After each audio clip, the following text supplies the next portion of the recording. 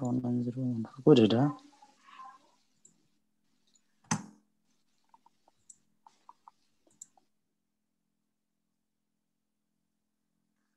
ওকে, recording হচ্ছে। আর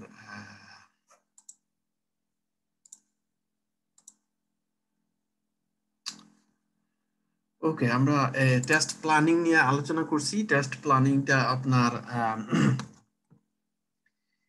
এই involves activities define the objective of testing. আপনার অবজেক্টিভটা কি, অ্যান অ্যাপ্রোচ অফ টেস্টিং। ঠিক আছে, এখন এই অবজেক্টিভ হচ্ছে আপনি কি কি টেস্টিং, বেসিক্যালি আপনি কি কি টেস্টিং করবেন, এটা হচ্ছে অবজেক্টিভ। সিম্পল, এতটুকুই মনে রাখলে হবে। আর এই অ্যাপ্রোচটা হচ্ছে আপনি কিভাবে, এখন মনে করেন আপনার অটোমেশন টেস্টিং থাকতে পারে, যেটাতে আপনাকে কোডিং করা লাগবে না, আপনি রান করলেন, শেষ হয়ে গেল, যদি ওগুলো স্ক্রিপ্ট করা থাকে। ঠিক আছে, আর যদি স্ক্রিপ্ট করা না থাকে, ম্যানুয়ালি আপনাকে এগুলো এক্সিকিউট করতে হবে। ঠিক আছে, ম্যানুয়ালি আপনি কিভাবে এক্সিকিউট করবেন, এগুলোর স্টেপ বাই স্টেপ, এইগুলো হচ্ছে অ্যাপ্রোচ অফ টেস্টিং। এই দুইটা হচ্ছে অবজেক্টিভ আর অ্যাপ্রোচ, আমরা বুঝলাম। ঠিক আছে, এরপরে আমরা আসি ইয়েতে, টেস্ট মনিটরিং এন্ড কন্ট্রোল।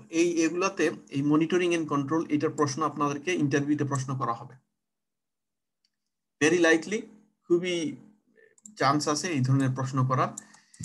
এখন এই মনিটরিং এন্ড কন্ট্রোলটা কি, checking test results and logs against specific coverage area. এখন মনে করেন আপনি টেস্টিং করছেন, ঠিক আছে, আপনি এই অ্যাপ্লিকেশনটার মনে করেন আপনি এই লোকেশন ফিল্টার, এই মেক এন্ড মডেল ফিল্টার, এই প্রাইস, এগুলো আপনি টেস্টিং করছেন। ঠিক আছে, এখন আপনি এটা বুঝবেন কেমন, এই যে এই মনিটরিংটা কি, চেক টেস্ট রেজাল্টসটা আমরা জানি যে এটা কি, এই টেস্টটা পাস করছে না ফেল করছে। ঠিক আছে, এটা হচ্ছে result. Logs against specific coverage area, এই যে স্পেসিফিক কাভারেজ এরিয়া, এই স্পেসিফিক কাভারেজ এরিয়া হচ্ছে এই স্পেসিফিক এরিয়াগুলো, এই যে location filter, make and model, price, এটা এক একটা অ্যাপ্লিকেশনের এক এক ধরনের হবে। এটা আমরা এখানে ডান ডিলেটটা দেখাইতেছি এইভাবে। এই যে ইয়ার ফিল্টার, এগুলো হচ্ছে লোকেশন। ঠিক আছে, তো এই যে আপনি test result logs against specific coverage area, এটা আপনাকে চেক করতে হবে। ঠিক আছে, এটা হচ্ছে এই মনিটরিং, টেস্ট মনিটরিং। ঠিক আছে, আপনি এটা মনিটর করতেছেন, এটা কি এই এরিয়াতে পাস করছে কিনা। তো এটা কিভাবে, আপনাদেরকে আমি আগেও দেখাইছি এই টেস্ট রেইলে যেটা করে, যে আপনার আপনি যখন এক্সিকিউট করবেন টেস্টগুলো, এখানে যখন আপনাকে যখন এই টেস্ট কেসগুলো দেওয়া হবে, ঠিক আছে,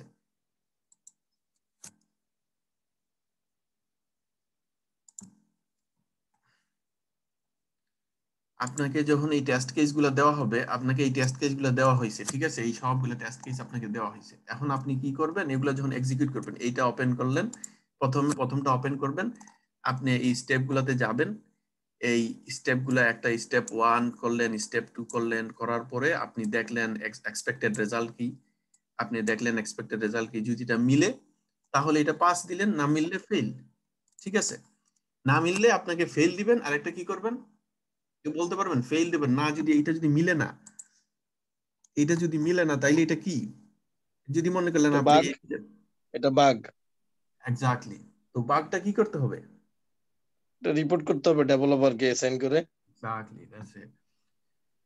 তো এই যে এটা আপনি যখন একটা বাগ পাবেন, এটা আপনাকে রিপোর্ট করতে হবে, বুঝছেন, বাগটা রিপোর্ট করতে হবে। এনিওয়ে, তো এইভাবে আপনাকে এই লিস্টগুলো দেওয়া হবে, আপনাকে এই লিস্টগুলো আপনি প্রত্যেকটা টেস্ট এক্সিকিউট করবেন লিস্ট অনুযায়ী, একটার পরে একটা এক্সিকিউট করবেন। তো এক্সিকিউট করার পরে তখন আপনাকে এই ধরনের এই pass fail pass fail pass fail সব দেওয়ার পরে এক সময় দেখবেন এই ধরনের একটা গ্রাফ তারা প্রডিউস করবে এই টেস্টে। ঠিক আছে, তো এই যে গ্রাফটা প্রডিউস করছে, এই গ্রাফটার উপরে বেস করে আপনাকে এই আপনি এই এই যেখানে বলছে test results and logs against specific coverage area, এই এখান থেকে আপনি কভারেজ এরিয়া পাবেন। এই যে মনে করেন এখানে আপনার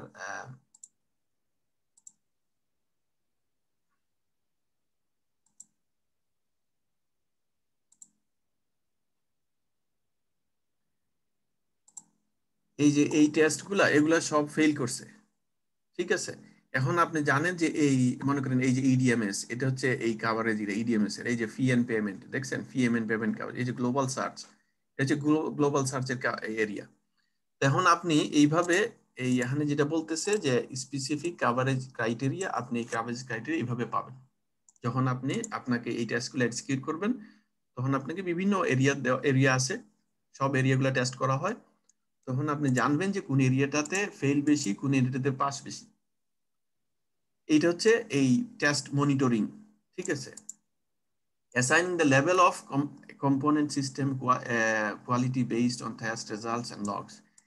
এখন এই যে লেভেল অফ কম্পোনেন্টস, এই আপনার এই যে এই যে আপনি যে রেজাল্টটা পাইছেন, এখানে যে রেজাল্টটা দেওয়া হয়েছে, এখন আপনি দেখতেছেন যে এই ইডিএমএস টাতে খুব বেশি ফেল পাওয়া যাইতেছে, অথবা এখানে এই গ্লোবাল সার্চে আছে 3টা, ইডিএমএস 3টা, এই 2টা সেকশনে বেশি পাওয়া যাইতেছে ফেল। তখন আপনাকে এইটা খেয়াল রাখতে হবে। এই দেন ফি এন্ড পেমেন্ট এখানে আছে 1 2 3 4, ফি এন্ড পেমেন্টে সবচেয়ে বেশি আছে, তো 4টা আছে ফেল। তার মানে দেখা যাচ্ছে যে এই ফি এন্ড পেমেন্টে বেশি ফেল হচ্ছে, এবং ইডিএমএস তারপরে ফি এন্ড পেমেন্ট পরে ইডিএমএস, গ্লোবাল সার্চ, এগুলা। তাহলে আপনি জানবেন যে আপনার বাগগুলা বেশিরভাগ এই সেক্টরগুলোতে আছে। ওই যে আমরা একসময় পড়ছিলাম যে বাগগুলা ক্লাস্টার থাকে, মনে আছে? আমরা ক্লাস্টার থাকে বলছিলাম, বাগগুলো কিছু এরিয়াতে ক্লাস্টার থাকে। এই দেখেন এখানে ক্লাস্টার কিভাবে হয়েছে, এই ফি এন্ড পেমেন্টে বেশি বাগ, এরপরে ইডিএমএস এ, আর গ্লোবাল সার্চে। তো এইভাবে যখন আপনি জানবেন আপনার এরিয়াগুলা কোন এরিয়াতে বেশি বাগ পাওয়া যাচ্ছে, তখন আপনি ওই এরিয়াগুলো আপনি এই টেস্টিং করবেন ভালো করে। নেক্সট টাইমে যখন নেক্সট রিলিজ আসবে, তখন আপনি জানেন এই এরিয়াগুলোতে আপনার বেশি বাগ পাইছেন লাস্ট টাইম, তখন আপনাকে ওই এরিয়াগুলোতে বেশি টেস্টিং করতে হবে। এইভাবে আপনি টেস্ট মনিটরিং এবং কন্ট্রোল করবেন। ঠিক আছে, determining if more test are needed. এই যে এটা কিভাবে ডিটারমাইন করবেন, এই যে ডিটারমাইন যে করবেন আপনি, determine more test are needed. তো এইটা কিভাবে ডিটারমাইন করবেন, এই যে আপনার রেজাল্টের উপরে আপনি এইটা যখন প্রত্যেকটা এক একটা রিজাল্ট, এখানে দেখেন অনেকগুলা রেজাল্ট আছে,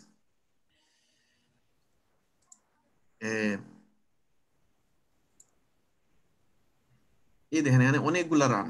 ঠিক আছে, এখানে অনেকগুলা রান আছে, তো প্রত্যেকটার আলাদা আলাদা রেজাল্ট। ঠিক আছে, প্রত্যেকটার আলাদা আলাদা রেজাল্ট। এই রেজাল্টের উপরে বেস করে আপনাকে নেক্সট রানের জন্য, নেক্সট টেস্টিং এর জন্য আপনাকে প্ল্যানিং করতে হবে। তো এইটাই আপনি পাবেন, এই যে determine if more test is needed. এটা কিভাবে ডিটারমাইন করবেন, যখন দেখবেন যে আপনার আসলে অনেক বাগ পাওয়া যাচ্ছে, অনেক বেশি ফেল হচ্ছে টেস্ট, তখন আপনাকে আরো বেশি টেস্টিং করতে। মনে করেন এখানে মাত্র টোটাল এখানে ফেলই হচ্ছে এই 4টা, সুতরাং এটাতে আপনি জানেন, আপনার এখানে বুঝতে পারবেন আপনি যে 92% পাস, তার মানে এই এই এই রিলিজটা মোটামুটি ভালো ভালো রিলিজ। 92% পাস মানে ভালো, 90% পাস হইলে খুবই ভালো। ডিপেন্ডিং করে কোম্পানির উপরে, যদি প্রোডাক্টটা বেশি কমপ্লিকেটেড হয় তাহলে ওভার 90% পাস হইলে ভালো, আর যদি প্রোডাক্টটা সিম্পল হয়, আবার এটা যদি এই প্রোডাক্টগুলা যদি ভেরি সেন্সিটিভ হয়, ফর এক্সাম্পল অ্যামাজনের টেস্টিং, ওইটাতে মনে করেন তারা অ্যারাউন্ড 98%-এর উপরে পাস হইতে হবে, নইলে তারা রিলিজ করতে পারবে না, স্পেশালি পেমেন্টের সেকশন গুলাতে। তো মোটামুটি 90-র উপরে পাস হইলে এটা ধরা হয় যে এটা মোটামুটি ভালো রেজাল্ট হয়, ভালো রেজাল্ট হয়েছে। তখন আপনি জানবেন যে তখন আমার ভালো টেস্টিং, বেশি টেস্টিং করা লাগবে না। আর যদি দেখা যায় আপনার ফেল রেট বেশি, তখন আপনি জানেন যে আপনাকে ভালো টেস্টিং করতে হবে, কারণ আপনার ফেল রেট বেশি পাওয়া যাচ্ছে, বাগ বেশি পাওয়া যাচ্ছে।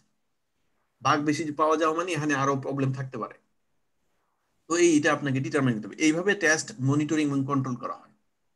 মনিটরিংটাই হচ্ছে যে টেস্টের রেজাল্টগুলো দেখা, বুঝা, আর কন্ট্রোলটা হচ্ছে আপনি যখন রেজাল্ট দেখবেন তখন আপনি বুঝবেন কোন এরিয়াতে বেশি বাগ। যেখানে এখানে এখানে 4টা বাগই হচ্ছে এই রিপোর্টের, তারপরে আপনি জানেন রিপোর্ট এরিয়াতে বেশি প্রবলেম, তখন আপনি এই রিপোর্টে বেশি টেস্টিং করবেন।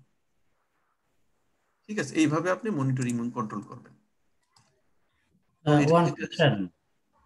জি বলেন। আচ্ছা, ওই গত ক্লাস বলছিল যে কতটুকু ইফেক্টিভ মনে করেন যে টেস্ট মনিটরিং এবং কন্ট্রোলটা। তার মানে আমি যখন দেখবো যে কি যে আমার এই টেস্টে যে ইয়াগুলি যদি ওভার 90% হয়, বা ডিপেন্ডস অন দেয়ার কোম্পানি, যে এক্স্যাক্টলি।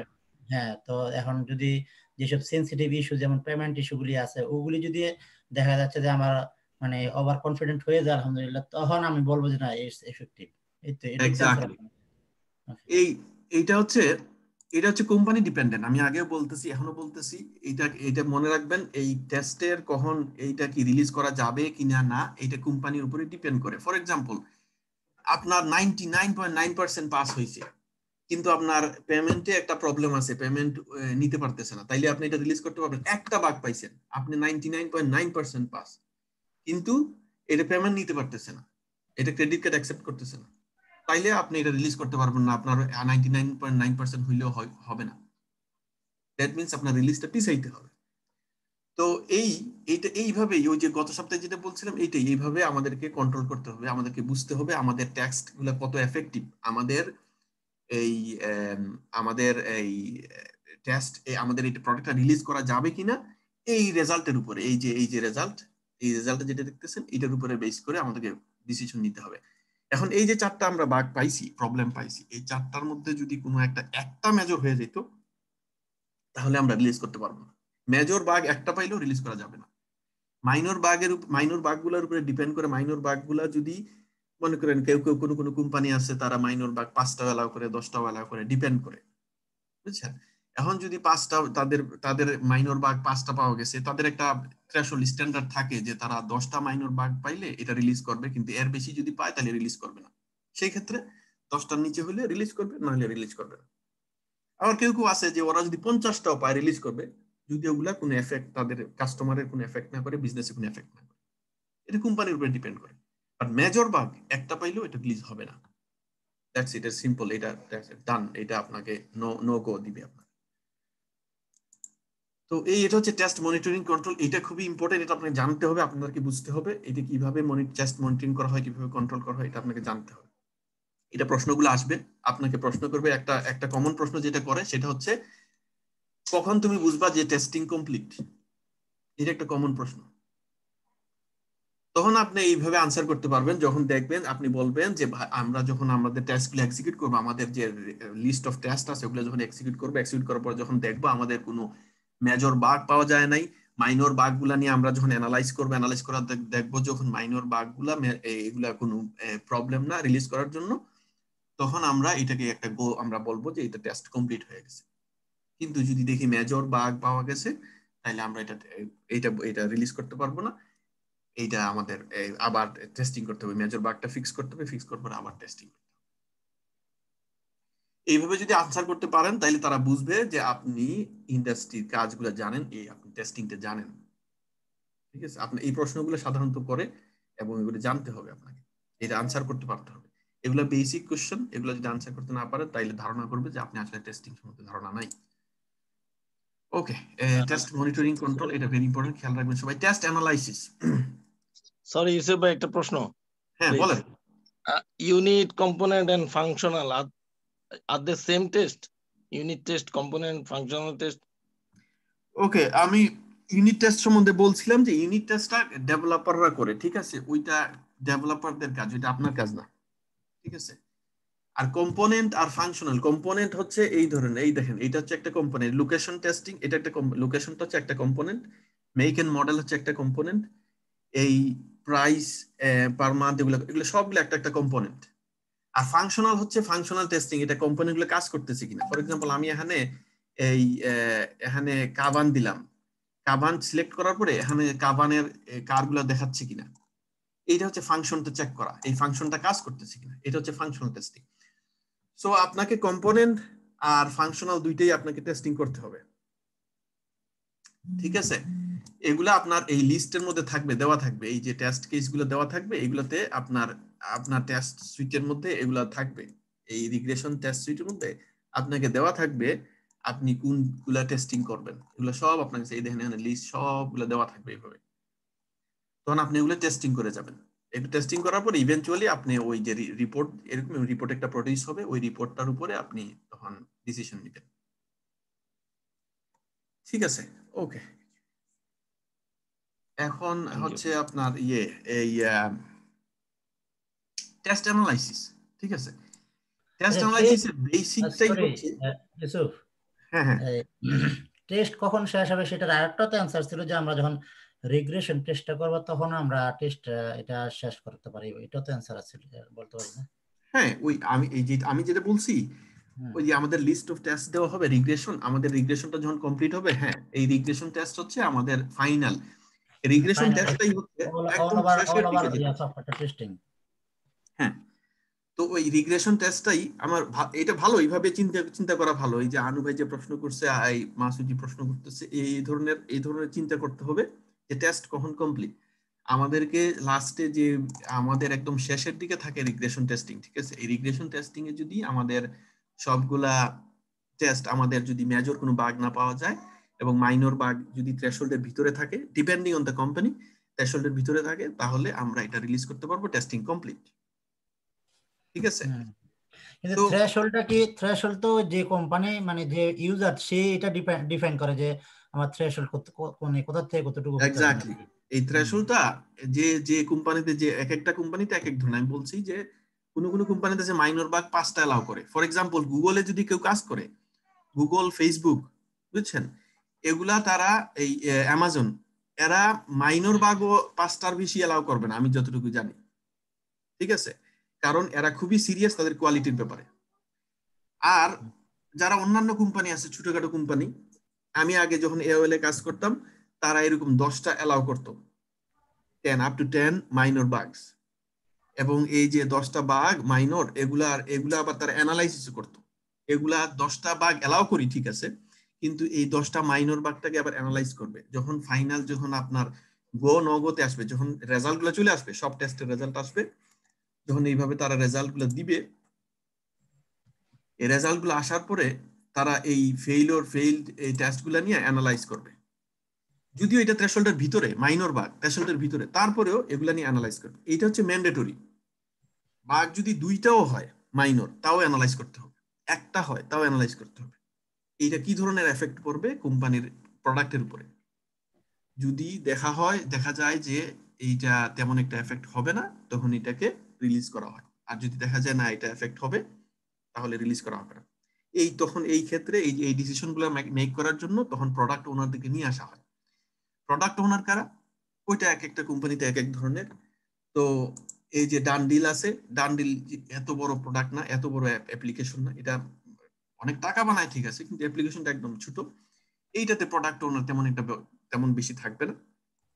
কিন্তু অনেক কোম্পানিতে এই এক একটা সেকশনের এক একটা প্রোডাক্ট ওনার থাকে।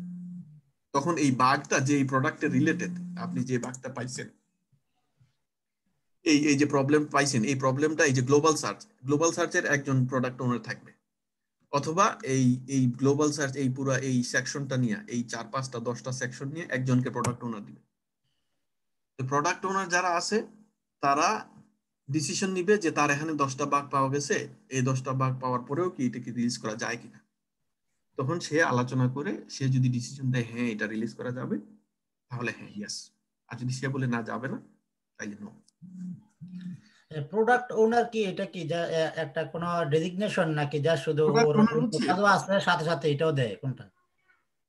প্রোডাক্ট ওনার হচ্ছে এক একটা, মনে করো এই যে এই অ্যামাজনে, যে অ্যামাজন একটু বড় আছে, এটাতে বুঝাইতে সুবিধা হবে। তো অ্যামাজনে এই যে অ্যামাজন আছে না, অ্যামাজনে দেখা গেছে যে এই ব্ল্যাক ফ্রাইডে উইক আছে না, এই ব্ল্যাক ফ্রাইডে উইক এই যে সব সেল গুলা মেনটেন করার জন্য একজনের দেওয়া হয়, একজনের দায়িত্ব। সে হচ্ছে সব যত সেল আইটেম আছে সে মেনটেন করে। তো সে হচ্ছে এই সেল আইটেম প্রোডাক্ট ওনার, ঠিক আছে। তারপরে এখানে এই যে সেগমেন্ট গুলো আছে না, এই যে প্রাইম ভিডিও, এই যে ভিডিও আছে না অ্যামাজনের প্রাইম ভিডিওর পুরো ভিডিওটা মেনটেন করার জন্য একজনকে দেওয়া হয় দায়িত্ব। সে হচ্ছে এই ভিডিওর, এই অ্যামাজনের প্রাইম ভিডিওর প্রোডাক্ট ওনার। এটা হচ্ছে একটা ভিডিও প্রোডাক্ট না, এটা সবগুলো হচ্ছে প্রোডাক্ট, ঠিক আছে। এখানে যা দেখা যাচ্ছে সবই প্রোডাক্ট, এবং এই প্রাইম ভিডিওটা মেনটেন করার জন্য একজনকে দেয়। এটা হচ্ছে ম্যানেজমেন্টের সুবিধার জন্য তারা এটা করে। তারপরে মিউজিকটা মেনটেন করার জন্য আরেকজনকে দায়িত্ব দেওয়া হয়। তার আন্ডারে ডেভেলপার থাকে 10 জন, 20 জন, 50 জন, আবার টেস্টার কিউ ইঞ্জিনিয়ার থাকে 10 জন, 20 জন, 50 জন থাকতে পারে। তারপরে অপসের ডেভ অপসের ইঞ্জিনিয়ার থাকে, তারপরে ডিবিএ থাকে, ডাটাবেজ অ্যাডমিনিস্ট্রেটর থাকে, অনেক ধরনের অনেক ইঞ্জিনিয়ার থাকবে। তো এই তার আন্ডারে এ হচ্ছে প্রোডাক্ট ওনার। তখন হয় কি, যখন অ্যামাজনের সিইও জেফ বেজো আমরা জানি, সে যদি কখনো তার কোনো প্রশ্ন থাকে যে এই ভিডিও সম্বন্ধে জিজ্ঞেস করবে, তখন সেই প্রোডাক্ট ওনার যে ওই তারা জিজ্ঞেস করবে, আচ্ছা তুমি তোমার এই প্রাইম ভিডিওতে এটা কি আছে কিনা, বা এটা অ্যাড করতে পারবা কিনা, বা এই ধরনের কিছু একটা তার যে কোনো প্রশ্ন থাকলে প্রোডাক্ট ওনার জিজ্ঞেস করবে। তখন তার জন্য একটা সিঙ্গেল কানেক্ট কমিউনিকেশনের জন্য একটা সিঙ্গেল পয়েন্ট থাকে যে এর কাছে জিজ্ঞেস করলে আমি এই ভিডিও সম্বন্ধে সব জানতে পারবো। এই জন্য প্রোডাক্ট ওনার দেওয়া হয়, এক একটা প্রোডাক্টের এক একজনের ওনারশিপ দেওয়া হয় যে তুমি এই প্রোডাক্টটা ওন করো এবং তুমি সব কিছু এই প্রোডাক্টের যাবতীয় আছে, মনে করে এই প্রোডাক্ট বিজনেস, প্রোডাক্ট ওনারের রেসপন্সিবিলিটি, এইটা বিজনেস ভালো না করলে প্রোডাক্ট ওনারকে জিজ্ঞেস করা হবে কেন তোমার এটাতে বিজনেস ভালো হয় না কেন, কি বিষয় কি, ঠিক আছে। এই প্রোডাক্ট ওনারের আন্ডারে মার্কেটিং সিস্টেম, এই যে প্রাইম ভিডিওতে যারা কাজ করবে, এই যে অ্যামাজনের প্রাইম ভিডিওতে যারা কাজ করবে, এইটার মার্কেটিং এ যারা কাজ করে তারাও ওই প্রোডাক্ট ওনার আন্ডারে, এভরিথিং, মানে ওই প্রোডাক্টের যা কাজ আছে সবকিছু ওই প্রোডাক্ট ওনার আন্ডারে। সো যদি আপনার প্রোডাক্টে ভালো কাজ না করে, আপনার প্রোডাক্টে যদি ফেল করতেছে মার্কেটে, মনে করেন অ্যামাজনে তো অনেকগুলো প্রোডাক্ট আছে, AWS আছে, অ্যামাজনের এই ভার্চুয়াল এই যে ক্লাউড আছে না, ক্লাউডও আছে, অ্যামাজন ক্লাউড। তো এখন অ্যামাজনের মনে করেন একটা প্রোডাক্ট ভালো বিজনেস করতেছে না, অ্যামাজন ভিডিওটা ভালো বিজনেস করতেছে না, নেটফ্লিক্সের কাছে মায়ের খাচ্ছে। এখন আপনারে তারা যখন মিটিং এ বসবে, টোটাল এই সব প্রোডাক্ট ওনার সহ তাদের যে ম্যানেজমেন্ট এরা যখন মিটিং এ বসবে, তখন তারা এই বিষয়গুলো আলোচনা করবে। প্রোডাক্ট ওনারকে জিজ্ঞেস করবে, ভিডিও যারা আছে তাদেরকে জিজ্ঞেস করবে তোমার প্রবলেমটা কি, তোমার কোনো প্রবলেম আছে কিনা। তখন সে তার আপডেট দিবে যে আমার এই প্রবলেম আছে, এই কারণে আমরা পারতেছি না মার্কেটটা দখল করতে। তারপরে এই যে ফায়ার টিভি আছে, অ্যাপস ফর অ্যান্ড্রয়েড আছে, অ্যামাজন মিউজিক আছে। আমি বলতেছি না তাদের সবার জন্য আলাদা আলাদা আছে, আমি জানি না তাদের অর্গানাইজেশন স্ট্রাকচারটা কি। আমি বলতেছি এই ধরনের এইভাবে প্রোডাক্টের ওনারশিপ দেওয়া হয় এক একটা প্রোডাক্টের। এই যে অ্যামাজন বুকস আছেন, বুকস এর ওনারশিপ একজনকে দেওয়া হয়। ফিল্ম, মিউজিক, গেমস, এই এরা হয়তো ভিডিওটাকে মিলাইয়া 2-3টারে মিলাইয়া একজনের প্রোডাক্ট ওনার দেওয়া হয়। সবসময় যে একটা প্রোডাক্ট এই যে বুকসই হবে একজন ওনার, এরকম না। অনেক সময় আছে এই 3টা মিলাইয়া বা 4টা মিলাইয়া একজনকে প্রোডাক্ট ওনার দেওয়া। আচ্ছা, আমার কোশ্চেনটা একটু মানে প্রোডাক্ট ওনারের কাজটা আমি বুঝছি, কিন্তু আমার কথা হচ্ছে যে কি এটা কি যে কেউ কি প্রোডাক্ট ওনার দিতে হয়, বা প্রোডাক্ট ওনারের জন্য কি তখন তারা মানে টেস্টারে বা ডেভেলপারের মতো কি ওরা কে রিক্রুট করে নাকি এটা? হ্যাঁ হ্যাঁ, না ইভেন্চুয়ালি যারা কিউএ তে কাজ করে তারা যে সারা জীবন কিউএ তে কাজ করে এরকম না, এরাও শেষ পর্যন্ত ম্যানেজমেন্টে চলে যায়। কারণ আচ্ছা। একটা সময় তুমি কি যে কোনো কেউ কাজ করতে করতে একটা সময় সে প্রমোশন নিবে, ঠিক আছে। নর্মাল আর জুনিয়র থেকে শুরু হবে, জুনিয়র থেকে নর্মাল কিউ ইঞ্জিনিয়ার যাবে, প্রথমে জুনিয়র ইঞ্জিনিয়ার অথবা অ্যাসোসিয়েট ইঞ্জিনিয়ার সব কিউ ইঞ্জিনিয়ার সব জয়েন করবে। এরপরে যাবে কিউ ইঞ্জিনিয়ার, এরপরে হবে সিনিয়র কিউ ইঞ্জিনিয়ার, এরপরে প্রিন্সিপাল কিউ ইঞ্জিনিয়ার, এরপরে তারা আর্কিটেক্ট। তো কিউএতে সাধারণত আর্কিটেক্ট নাই, তখন কি হয়, তখন তারা ম্যানেজারিয়াল পজিশনে চলে যায়। তখন সে কিউএ ম্যানেজার হবে, লিড হবে, কিউএ লিড হবে, লিড হওয়ার পরে ম্যানেজার হবে, ম্যানেজার হওয়ার পরে এরপরে সে তখন এই সময় তখন সে তারে যদি কোম্পানিতে কাজ করে, মনে করেন অ্যামাজনে যদি কেউ কাজ করে, তখন তারে দেখা যাবে সে যে এই সেকশনে, মনে করেন এই ভিডিও সেকশনে সে লিড ছিল, ম্যানেজার ছিল, তখন সে যখন এই প্রোডাক্ট ওনারের পজিশনটা খালি হবে, তখন সে এখানে অ্যাপ্লাই করবে তার প্রোডাক্ট ওনারের পজিশনটার জন্য, তখন তারেও এই প্রোডাক্ট ওনার দেওয়া হবে। এটা নট নেসেসারিলি যে তাকে ডেভেলপারই হইতে হবে, এই ধরনের কোনো কিছু নাই। কারণ আমাদের কোম্পানির আমাদের যে ডাইরেক্টর ছিল সে আসছে কিউএ থেকে, কিউএ পজিশন থেকে আসছে, কাজ করছে, বিভিন্ন জায়গায় কাজ করছে, করার পরে এখন সে 4টা ডিপার্টমেন্টের প্রোডাক্ট ওনার, এবং এই 4টা ডিপার্টমেন্টে অনেক ডেভেলপার, অনেক ম্যানেজার কাজ করতে, সব ম্যানেজার তাকে রিপোর্ট করতে হয়, ডেভেলপার সবাই তার আন্ডারে, ঠিক আছে। তো এইভাবে এটা শুধু ডেভেলপার হইতে হবে এই ধরনের কিছু নাই, যে কোনো কেউ হইতে পারে, কেউ মার্কেটিং কাজ করতেছে সেও হইতে পারে প্রোডাক্ট ওনার, কেউ ডেভেলপার সেও প্রোডাক্ট হইতে পারে। তো ইভেনচুয়ালি এটা একটা সময় আসে যখন মানুষ আর কাজ করতে, এইসব ডেভেলপমেন্ট আর টেস্টিং এগুলো কন্টিনিউ করতে চায় না, সে ম্যানেজমেন্টে চলে যেতে চায়, তখন এইভাবে ম্যানেজমেন্টে যাওয়া যায়। হ্যাঁ, যে কোনো কেউ হইতে পারে। ওকে, তো আমরা এরপরে এই টেস্ট অ্যানালাইসিস, ঠিক আছে।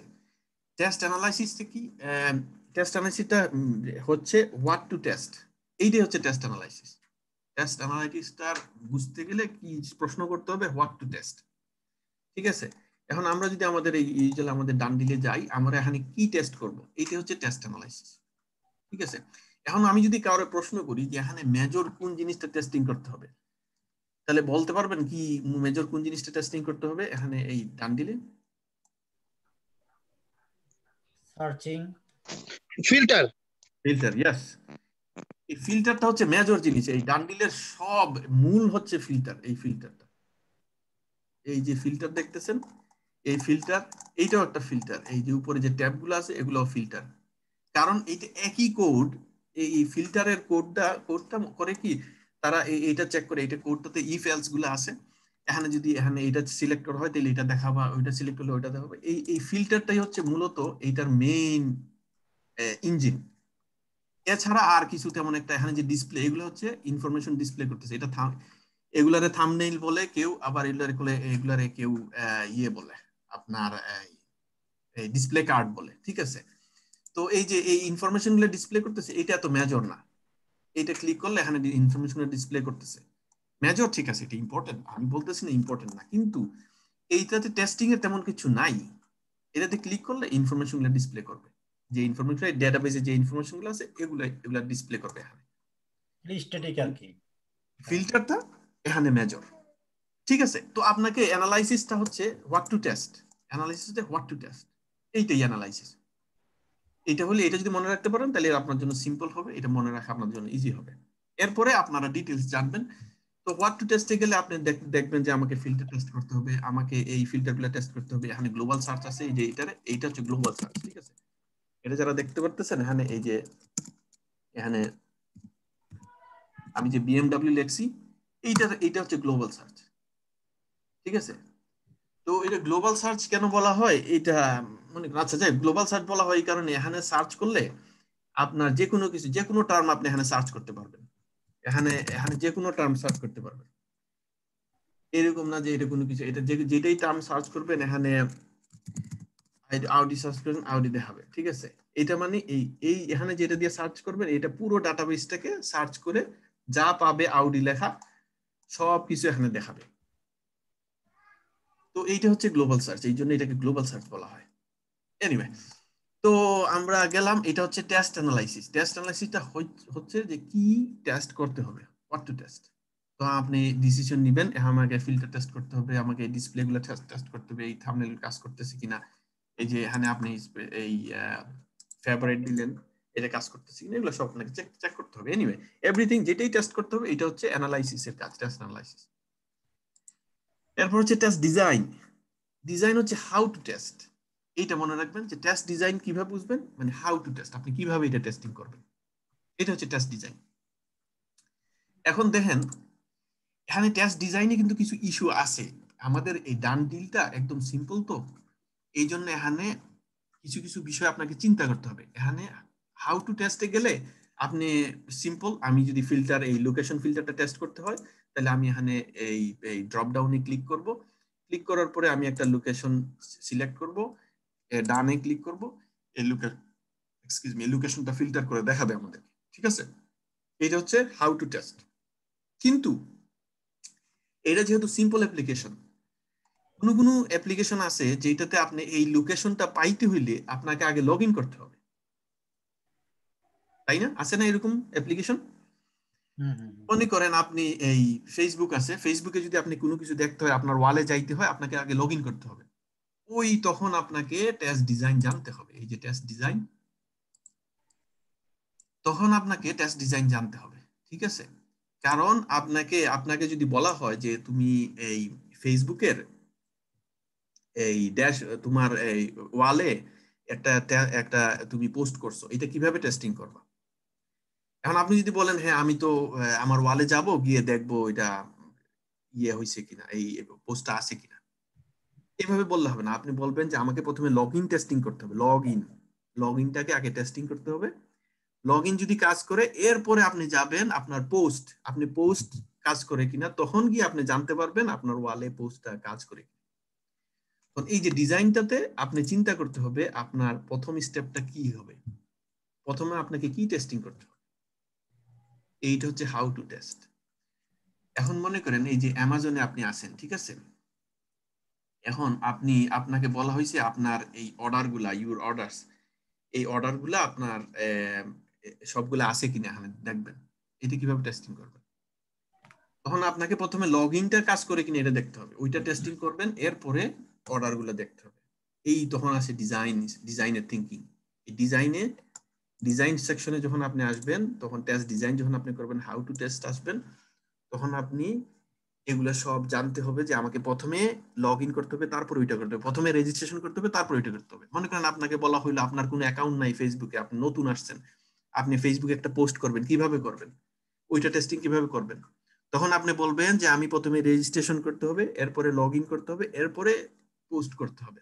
তার মানে আমাকে প্রথমে লগ ইন রেজিস্ট্রেশন টেস্টিং করতে হবে, এরপরে লগ ইন টেস্টিং করতে হবে, এরপরে পোস্ট টেস্টিং করতে হবে। এইটা হচ্ছে ডিজাইন। দ্যাট মিন্স আমার পুরো প্রসিডিউরটা বলতে হবে আর কি, যে আমি কিভাবে হ্যাঁ, কাজটা এই পুরো করব। প্রসিডিউর আপনাকে জানতে হবে। এখন আমাদের এই ইয়ের ক্ষেত্রে এই আমাদের এই অ্যাপ্লিকেশনটা ছোট, এই কারণে এখানে কোনো লগ ইন না করলেও আপনি এই ডান দিলে লগ ইন না করলেও আপনি সার্চ করতে পারবেন, কারণ তারা এটা স্বাভাবিক, তাদের বিজনেসের জন্য তারা এটা দিবে, তারা সবাইকে সার্চ করতে দিবে। তো এইভাবে আপনাকে জানতে হবে। তো ডিজাইন প্রিন্সিপাল, কিছু কিছু ডিজাইন আছে বুঝছেন, এই টেস্ট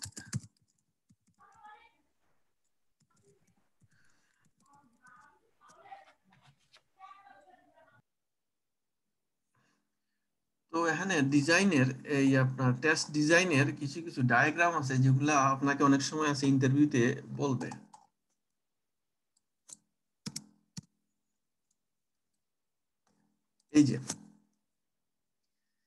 এই যে টেস্ট ডিজাইন আছে না, এই assignment test basis approach coverage type test design, এটাতে অবশ্য বলে নাই।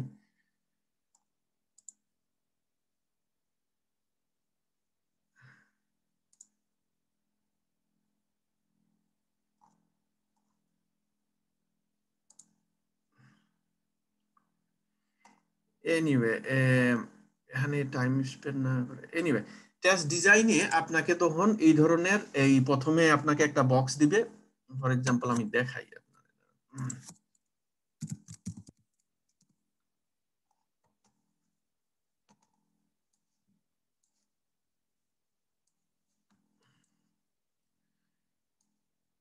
তখন টেক্সট ডিজাইনে হবে কি, ডিজাইনে আপনি তখন জানবেন, আপনি তখন এইভাবে লিখবেন, এই যে এটা হচ্ছে আপনার ইয়ে এই লগ ইন। আপনাকে বললো আপনি এই ফেসবুকের পোস্টটা কিভাবে টেস্টিং করবেন, আপনি অলরেডি রেজিস্টার্ড আছেন, তখন আপনি প্রথমে লগ ইন টেস্টিং করবেন, এরপরে আপনি টেস্টিং করবেন এই পোস্ট। ঠিক আছে, এখন আপনার কানেকশনটা কিভাবে হবে, কানেকশনটা হবে এই ধরনের, প্রথমে আপনাকে লগ ইন করতে হবে, এরপরে আপনাকে পোস্ট টেস্টিং করতে হবে। আপনাকে পোস্ট করতে পারবেন না আগে লগ ইন না করলে।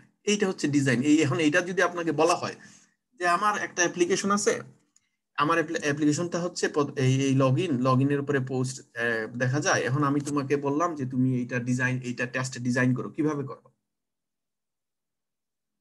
এটা একটা কমন প্রশ্ন। এই ধরনের ডায়াগ্রাম কখনো কখনো কোনো কোনো কোম্পানিতে দেয়। আমি যে কারেন্ট যে কোম্পানিতে কাজ করি, আমি একটা দেখছি একজনের ইন্টারভিউতে এই ধরনের টেস্ট ডিজাইন একটা দিছে, দেওয়ার পরে বলছে তুমি এটা কিভাবে টেস্টিং করো, এইভাবে ডিজাইন আপনাকে দেওয়া। এটা তো একদম সিম্পল ডিজাইন। অনেক সময় খুব কমপ্লিকেটেড ডিজাইন দেওয়া হয় না, এটা মনে রাখবেন। আপনাকে 3টা বা 4টা ডায়াগ্রাম দিবে এরকম কানেকশন দেয়া, তখন অনেকগুলা ডায়াগ্রাম আছে ডাইরেক্ট, মনে করেন আরেকটা এখানে আরেকটা থাকতে পারে এইভাবে, এইটাও ডাইরেক্ট এই লগ ইনের পরে এইটাতে ডাইরেক্ট এই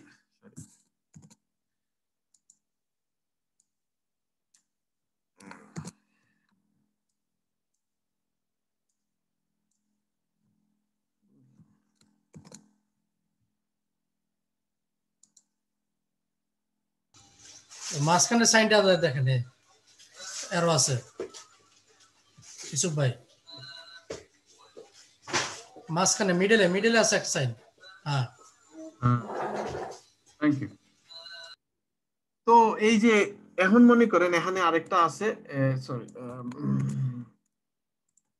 লগ ইনের পরে এখানে মনে করেন ওটা ছিল পোস্ট, আর এখানে হচ্ছে পিকচার, ছবি, বুঝছেন, ইমেজ।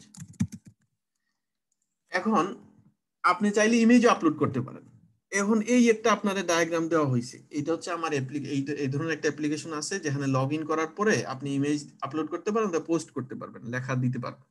এখন এটা আপনি টেস্টিং করবেন কিভাবে? তাহলে দেখেন এই পোস্ট আর ইমেজ এই দুইটা কিন্তু একটা আরেকটার উপর ডিপেন্ডেন্ট না, কিন্তু দুইটাই লগ ইনের উপরে ডিপেন্ডেন্ট। ঠিক আছে, এখন আপনাকে প্রথমে লগ ইনটা টেস্টিং করতে হবে, এরপরে আপনাকে ইমেজ অথবা পোস্ট টেস্টিং করতে হবে। দ্যাট মিনস আপনি লগইন টেস্টিং করার পরে লগইনের পরে এই দুইটা প্যারালাল করা যাবে, ইমেজ এবং পোস্ট এই দুইটা প্যারালালি টেস্টিং করা যাবে, কিন্তু লগইনের সাথে এগুলা একসাথে টেস্টিং করা যাবে না, কারণ লগইনটা ম্যান্ডেটরি এই পোস্ট করার জন্য অথবা ইমেজ করার জন্য। এই ধরনের ডিজাইন অনেক সময় আপনাকে ডিজাইন ডায়াগ্রামগুলো দিবে, এই সফটওয়্যারের ডিজাইন ডায়াগ্রাম দেওয়ার পরে আপনাকে বলবে এইটা যদি তুমি টেস্টিং করতে হয় তাহলে কিভাবে করবে।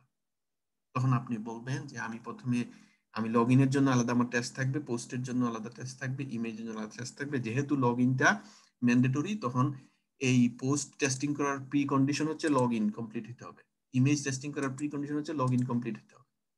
যদি লগইনটাই ফেল করে তাহলে এই দুইটা আমরা টেস্টিং করার কোনো দরকার নেই, কারণ এটা কাজ করবে না, এরকম হবে না টেস্টিং। দ্যাট মিন্স লগইনটা ম্যান্ডেটরি, লগইন টেস্টিং যদি ফেল হয় তাহলে এই দুইটা টেস্টিং করা যাবেই না, এটা এমনিই ফেল। ঠিক আছে, এইভাবে যদি আপনি আনসার করতে পারেন তাহলে মনে করেন তারা বুঝবে যে আপনি এখন ডিজাইন ডায়াগ্রাম জানেন, ডিজাইনগুলো জানেন। এই ডিজাইন ডায়াগ্রামগুলো জানা ভালো, এইটা আমি বলবো না, এই মনে করেন এটা জানলে খুবই ভালো হয়। এটা আপনারা এই ইন্ডাস্ট্রিতে এগুলার খুব ভালো চোখে দেখা হয়, ভালো প্রেফারেন্স দেওয়া হয় এদেরকে যারা ডিজাইন ডায়াগ্রাম বুঝে, বুঝছেন। তো এটা সফটওয়্যার ডিজাইন ডায়াগ্রাম মনে করেন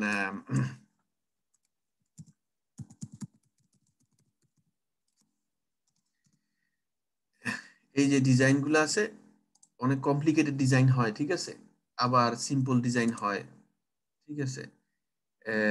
অনেকগুলা এই যে এটা দেখতেছেন খুবই কমপ্লিকেটেড, ঠিক আছে, এই ধরনের কমপ্লিকেটেড ডিজাইন হয়। এই ডিজাইনগুলো দেখে আপনাদেরকে অনেক সময় আছে, তো এটা বেসিক লেভেল জুনিয়র লেভেলে, ঠিক আছে, আপনারা যেহেতু অ্যাসোসিয়েট লেভেলে ঢুকবেন এত কিছুর দরকার নাই, আপনারা সিম্পল এই যে একটা খুবই সুন্দর ডিজাইন ডায়াগ্রাম, তো এইগুলা সাধারণত অনেক সময় এই বলা হয়। তো দেখা যায় কি জানেন, আপনাকে এখানে কখন যাবে, যখন দেখবে আপনি সবগুলা প্রশ্ন আগের গুলা ভালো পারছেন, আনসার করতে পারছেন, তখন তারা আপনার লেভেলটা দেখার জন্য আরো কঠিনে যাবে, কঠিনে যাবে, কঠিনে যাবে। ঠিক আছে, এইটা স্বাভাবিক, ইন্টারভিউ সিস্টেমটাই হচ্ছে আপনার লেভেলটা জাজ করে অ্যাসেস করা। তাদের যতটুকু দরকার সে বুঝছে যে আপনি জানেন, পারবেন, এরপরে আপনাকে আরো উপরে যাবে, দেখবে এর বেশি আপনি পারেন কিনা, এরপরে আরো উপরে যাবে যদি এটা পারেন। তো এটা স্বাভাবিক, এটা তারা করে। এটা দুইটা কারণ আছে, একটা হচ্ছে আপনার লেভেল অ্যাসেস করে, আরেকটা হচ্ছে আপনাকে তারা নিবে, ঠিক আছে, কিন্তু আপনি যদি আবার ডিমান্ড বেশি করেন এই জন্য আপনার এক জায়গায় নিয়ে আটকাবে, আপনি পারেন নাই বুঝাবে, তখন আপনিও আপনার ডিমান্ডটা কমে আসবে। এটা একটা সাইকোলজিক্যাল জিনিস। এনিওয়ে, এটাতে এত ডিটেলসে যাওয়ার দরকার নেই, এত ডিটেলসে। তো এখানে হচ্ছে টেস্ট ডিজাইনটা হচ্ছে আপনি কিভাবে হাউ টু টেস্ট, ঠিক আছে। এই আমরা এখানে হাউ টু টেস্ট আমরা বুঝছি যে আমরা এটা কিভাবে লোকেশনটা কিভাবে টেস্টিং করব, এখানে যাব, এটা একটা সিলেক্ট করব, এটা ফিল্টার করার পর এটা দেখায় কিনা এটা দেখব। এখন এটা অটোমেশনও হইতে পারে, আবার ম্যানুয়ালও হইতে পারে। এরপরে আমরা যাই হচ্ছে টেস্ট ইমপ্লিমেন্টেশন। এই টেস্ট ইমপ্লিমেন্টেশন আর এই টেস্ট এক্সিকিউশন এটা অনেক সময় মানুষকে কনফিউশনে ফেলায়। টেস্ট ইমপ্লিমেন্টেশন অনেকে মনে করবে ও টেস্ট ইমপ্লিমেন্টেশন মানে টেস্টিং করা, ঠিক আছে। আসলে টেস্ট ইমপ্লিমেন্টেশন, হ্যাঁ তাদের ভাষা, ওই যে আইএসটি কি বির ভাষা, এই ইমপ্লিমেন্টেশনটা শান্ত আপনাকে ইন্টারভিউ থেকে জিজ্ঞেস করবে না, ঠিক আছে, এক্সিকিউশনটা নিয়ে জিজ্ঞেস করবে, এই টেস্ট এক্সিকিউশন নিয়ে আপনাকে প্রশ্ন করবে, কিন্তু ইমপ্লিমেন্টেশন নিয়ে তার আমি কখনো শুনি নাই। কিন্তু এটা আইএসটি কি বির পরীক্ষার ক্ষেত্রে আপনাদেরকে লাগবে। ইমপ্লিমেন্টেশনটা হচ্ছে do you now have everything in place to run the test? That means এখন মনে করেন আপনার কাছে সবকিছু আছে কিনা একটা টেস্ট রান করার জন্য। ফর এক্সাম্পল এখানে আমাদের এই জায়গায় আমাদের এই ডান ডিলের অ্যাপ্লিকেশনের জন্য আমাদের কোনো এক্সটার্নাল কিছু লাগে না, ঠিক আছে। কোনো অ্যাপ্লিকেশন আছে আমাদের এক্সটার্নাল কিছু ইনফরমেশন লাগে। ফর এক্সাম্পল আপনি এটার পেমেন্টটা টেস্ট করবেন, কিভাবে টেস্ট করবেন? পেমেন্ট টেস্ট করতে হলে তো আপনার ক্রেডিট কার্ড লাগবে, তাই না? তো ক্রেডিট কার্ড লাগলে আপনার তো ক্রেডিট কার্ডের ইনফরমেশন দিতে হবে। তো পেমেন্ট টেস্টিং করার জন্য আপনার এক্সটার্নাল ইনফরমেশন লাগে, শুধু ওয়েবসাইটটা থাকলেই হয় না, শুধু অ্যাপ্লিকেশনটা থাকলেই হবে না, আপনার ক্রেডিট কার্ডের ইনফরমেশন আপনাকে আপনার কিউ ইঞ্জিনিয়ারকে দিতে হবে, সে ওইটা দিয়ে টেস্ট করবে আপনার পেমেন্টটা কাজ করে কিনা। সে এরকম একটা একটা মনে করেন 1 টাকার একটা জিনিস কিনবে, সামান্য একটা জিনিস কেনার পরে সে এখানে পে করতে যাবে, মনে করেন এখানে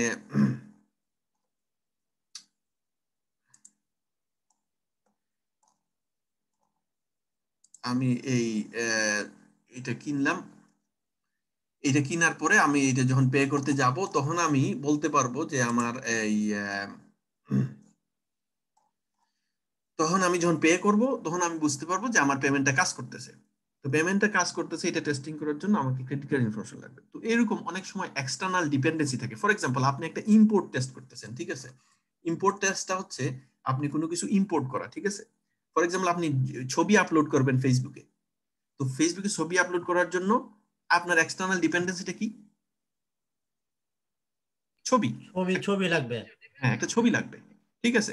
তো ওই ছবিটা আপনার কাছে আছে কিনা, ঠিক আছে? এরপরে আরেকটা ডিপেন্ডেন্সি মনে করেন এই যে আপনার এক্সিকিউশন টেক্সট, এই এখানে বলছে টেস্ট ইমপ্লিমেন্টেশন। ইমপ্লিমেন্টেশনের জন্য আপনার লাগবে কি? আপনার টেস্ট কেসগুলো লাগবে। আপনার টেস্ট কেসগুলো আছে কিনা? আপনার টেস্ট কেস না থাকলে আপনি কিভাবে টেস্ট করবেন, ঠিক আছে? আপনার টেস্ট কেসগুলো থাকতে হবে। আপনার এক্সটার্নাল কোনো রিসোর্স যদি লাগে ওইটা থাকতে হবে। আপনার ডেটাবেস যদি লাগে ওইটা থাকতে হবে। তো যা কিছু আছে সবকিছু আপনার আছে কিনা এইটা দেখাটাই হচ্ছে টেস্ট ইমপ্লিমেন্টেশন, ঠিক আছে? দ্যাটস ইট, এটা সিম্পল। এক্সিকিউশন, টেস্ট এক্সিকিউশনটা মানে হচ্ছে টেস্টটা রান করা, রানিং টেস্ট, ঠিক আছে? রান করা মানে কি? চেক করা, টেস্টটা করা। রান করা মানে হচ্ছে টেস্টটা করা। এটা মনে রাখবেন, এটা হচ্ছে এই ইন্ডাস্ট্রি টার্ম হচ্ছে রান করা, ঠিক আছে? আপনি টেস্ট রান করছেন কিনা, এই টেস্ট এক্সিকিউশন করছেন কিনা, এই ধরনের এইভাবে বলবে। Did you run you test, এর মানে হচ্ছে আপনি টেস্ট করছেন কিনা, ঠিক আছে? অথবা did you execute you test, তার মানে আপনি টেস্ট করছেন কিনা। তো এই এই টেস্ট এক্সিকিউশনটা মানে হচ্ছে আপনি টেস্ট কইরা দেখা। এটা ওই যে আপনি টেস্ট কেসগুলো, এই যে টেস্ট কেসগুলো আছে এই টেস্ট কেসগুলোকে আপনি এক্সিকিউট করা, মানে আপনি রান করা, দেখা কাজ করে কিনা, এটা হচ্ছে টেস্ট এক্সিকিউশন। তারপরে আছে আপনার টেস্ট কমপ্লিশন। আচ্ছা, এই কমপ্লিশনটাও সাধারণত এই ইয়েতে আসে না, এই আপনার ইন্টারভিউতে বলবেন। এটা বেসিক্যালি আপনার ইয়ের জন্য,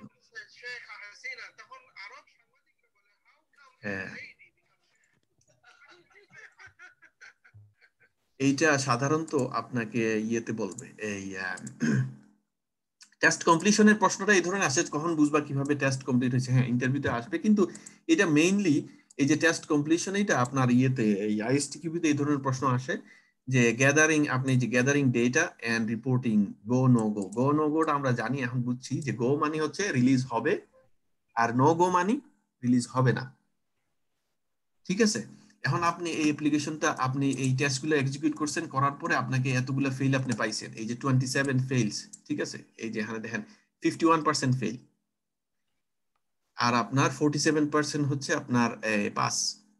এখন আপনি এই রেজাল্টটা পাওয়ার পরে এই যে গ্যাদারিং ডেটা, এটা হচ্ছে গ্যাদারিং ডেটা এন্ড রিপোর্টিং। এই যে গ্যাদারিং, আপনি ডেটা গ্যাদার করছেন, এই টেস্টগুলো ফেল হয়েছে, এই রিপোর্ট হচ্ছে এই যে আপনি রিপোর্ট রেডি করছেন, এটা হচ্ছে গ্যাদারিং ডেটা এন্ড রিপোর্টিং, ঠিক আছে? আপনি রিপোর্ট করার পরে, আপনি ডেটা গ্যাদার করার পরে, রিপোর্ট করার পরে আপনার রিপোর্ট আসলো, আপনার 51% ফেল, 47% পাস। এখন ডিসিশনের পালা, আপনি কি এটা রিলিজ করবেন কিনা, সেইটা হচ্ছে গো নো গো। এটা হচ্ছে টেস্ট কমপ্লিশনের পার্ট অফ টেস্ট কমপ্লিশন, হচ্ছে এই ডেটা গ্যাদার করবেন, রিপোর্ট করবেন, মানে টেস্ট এক্সিকিউশনের যে ডেটাটা পাইছেন ওইটা রিপোর্ট বার করবেন। বার করার পরে আপনি এই গো নো গো এর ডিসিশনে এটা তাদের কাছে পাঠাবেন, এই টেস্ট প্রোডাক্ট ওনারের কাছে, সবার কাছে দিবেন। তখন তারা এটার উপরে বেস করে আপনার গো নো গো ডিসিশন নিবে, এটাকে রিলিজ করবে কিনা করবে না। এটা হচ্ছে টেস্ট কমপ্লিশন। তো এই ছিল আমাদের, মনে করেন আজকে আমাদের এইটুকুই, আমাদের 9টা বাজে গেছে, 1 ঘন্টা হয়ে গেছে আলহামদুলিল্লাহ। এই যে 7টা এই test process, test planning, test monitoring and control, test analysis, আমার ধারণা আপনাদেরকে বুঝাইতে পারছি। এখন না বুঝাইতে পারলে প্রশ্ন করতে পারবেন, কেউ প্রশ্ন করতে চাইলে প্রশ্ন করতে পারেন। এই test design, test implementation, test execution, test completion, এগুলো আপনাদেরকে জানতে হবে। এগুলো আপনার ইন্টারভিউর জন্য ইম্পর্টেন্ট, আপনার এই আইএসটিকিউর জন্য ইম্পর্টেন্ট। তো এই ছিল আজকের। কারো যদি কোনো প্রশ্ন থাকে করতে পারেন প্লিজ, আমি যতটুকু পারি ইনশাআল্লাহ আনসার।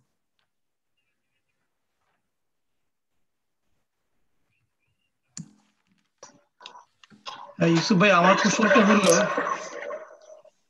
হ্যালো, হ্যাঁ হ্যাঁ বলেন। আমরা কি ধরনের টুলস ইউজ করব এইসব এই কাজগুলোর যখন করব? হ্যাঁ, এই টুলস গুলা ফার্স্ট অফ অল এই যে টেস্টিং গুলা করতে যাবে, ঠিক আছে? এখন অনেকগুলা টুলস আছে। ফর এক্সাম্পল আপনি এই যে কালারটা অরেঞ্জ না, অরেঞ্জ কালার না এটা, তখন এই অরেঞ্জ কালার যে এটা বুঝবেন কিভাবে, মানে এইটা কালারিংটা, এইটা যখন আপনি টেস্টিং করতে যাবেন এইটা কালারটা তখন একটা কোড হিসেবে দেওয়া থাকবে, ঠিক আছে? তখন দেখেন আপনি যখন এটাকে ওই যে হেক্সা কোড যেটা বলে আর কি, হ্যাঁ, এই যে দেখছেন এই যে ব্যাকগ্রাউন্ডটা, এই দেখেন এইভাবে এই এই এই কোডটা দেওয়া থাকবে আপনার টেস্টিং এর ক্ষেত্রে, যে এই কালারটা হইতে হবে। এখানে বলবে না রেড অথবা ইয়েলো অথবা গ্রিন, এইভাবে বলবে না। টেস্টে বলা হবে আপনার টেস্ট কেসে, এই টেস্ট কেসের মধ্যে এগুলাতে লেখা থাকবে যে কালারটা, এটার ব্যাকগ্রাউন্ড কালারটা হইতে হবে এইটা, এইটা কালারিং এর কোড দেওয়া থাকবে। হ্যাঁ, তো এই যে কোডটা, এইটা আপনাকে তখন দেখতে হবে। তো এগুলা দেখার জন্য এই যে এখন আমরা কি টুলস ইউজ করলাম, এই যে ক্রোমের ডেভেলপারের যে ডেভেলপমেন্ট টুল যেটা, ওইটা ইউজ করছি, ঠিক আছে? ক্রোম ইন্সপেকশন টুল, যেটা ডেভেলপার টুল বলা হয় এটাকে, এটা ইউজ করছি।